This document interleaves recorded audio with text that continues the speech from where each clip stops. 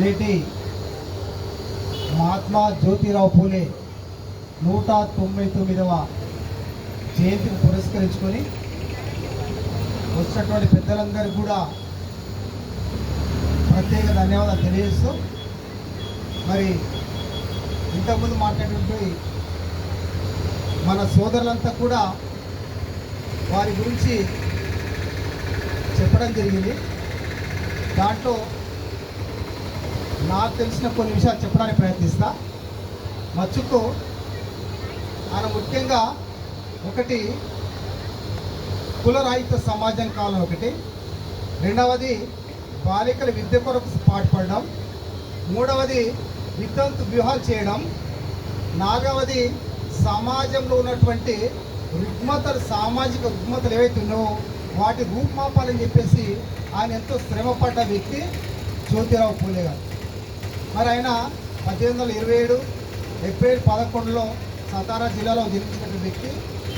అదేవిధంగా 1848లో మొట్టమొదట బాలికల విద్య కొరకు బాలిక విద్యను స్థాపించినటువంటి వ్యక్తి మహాత్మారావు జ్యోతి.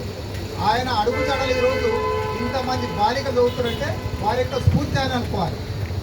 కాబట్టి వాళ్ళంతా కూడా ఒకప్పుడు ఎన్నో రకాలటువంటి సామాజిక రుగ్మతలంతా కూడా చాలా ఒడిదొడుకులు ఉన్నా కూడా, మరి ఇంతకుముందు చెప్పిన ఆయన పెద్ద సంపన్నుడు కాదు, చాలా కూరగాయలు పండించిన వ్యక్తి అయినా కూడా సమాజం కొరకు ఎంతో తపన పడినటువంటి వ్యక్తి ఆయన. అలాగే 1854 లోపల వితంతు వివాహాల గురించి ఒక ఉద్యమాన్ని తీశాడు ఆయన 1854.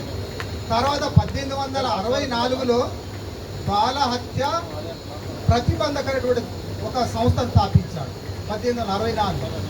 తర్వాత 1873లో ఒక సత్యశోధక అనేటువంటి సంస్థ స్థాపించాడు, సత్యశోధక సంస్థ. తర్వాత ఆయనకు ఇంతకుముందు చెప్పిండు కొంతమందికి, ఆయనకు మహాత్మా అని ఒక బిరుదు ఇచ్చిందని చెప్పిండు.